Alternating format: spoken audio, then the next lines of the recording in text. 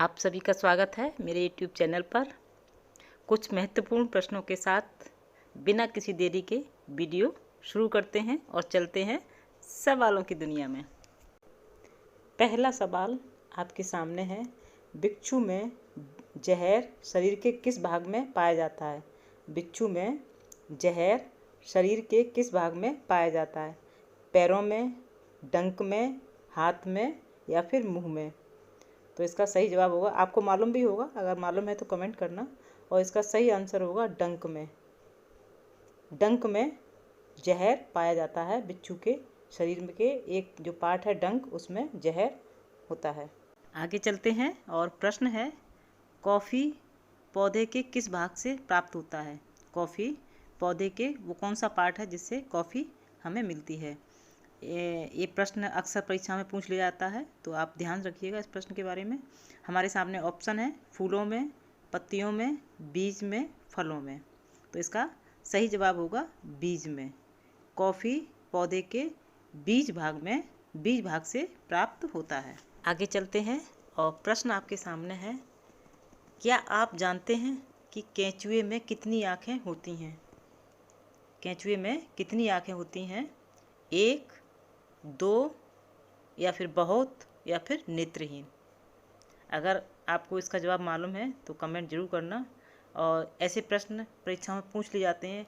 TET में एक प्रश्न आ चुका है, टेट एग्जाम में, तो इसका राइट आंसर हो जाएगा नेत्रहीन। केंचुआ के कोई आँख नहीं होती है, ये आपको शायद ना मालूम हो। अगर मालूम होगा तो आप लोग कमेंट करेंगे। केंचुए के पास कोई आँख नहीं होती है, लेकिन उनके पास प्रकाश रिसेप्टर्स होते हैं और वे बता सकते हैं कि वे अंधेरे में हैं या प्रकाश में। ये बहुत बड़ी एक ईश्वरी देन है कि ये वो एहसास कर लेते हैं कि वो अंधेरे में है या प्रकाश में है। केंचुए के कान भी नहीं होते हैं, मतलब आँख भी नहीं होते हैं और कान भी नहीं होते हैं, लेकिन उनके पास उनके शरीर पास के जानवरों के कंपन को महसूस कर सकते हैं। वो आसपास के होने वाले थोड़ी हलचल को महसूस कर सकते हैं और रोशनी को भी आप पहचान सकते हैं, अंधेरे को भी वो एहसास कर सकते हैं। तो ये एक बहुत बड़ी बात है, केंचुआ खुद एहसास करता है दोनों चीज़ों का, क्योंकि उसके पास ना कान होते हैं, ना आँख होती है, ना वो उसके पास कान होते हैं। आगे चलते हैं और प्रश्न है, आनुवांशिकता। आनुवांशिकता के नियमों का अध्ययन क्या कहलाता है? प्रश्न इंपॉर्टेंट है, ध्यान रखिएगा। और ऑप्शन है, वर्गीकरण विज्ञान, कोशिका विज्ञान, आनुवांशिकी या फिर पारिस्थितिकी। तो इसका हमारा सही जवाब हो जाएगा आनुवांशिकी। आनुवांशिकता के नियमों का अध्ययन आनुवांशिकी कहलाता है। आगे चलते हैं और प्रश्न है, हल्दी के पौधे का खाने योग्य पदार्थ कौन सा है? हल्दी का जो पौधा होता है उसमें खाने योग्य पदार्थ कौन सा है? जड़ है या प्रकंद है, फल है या कंद है?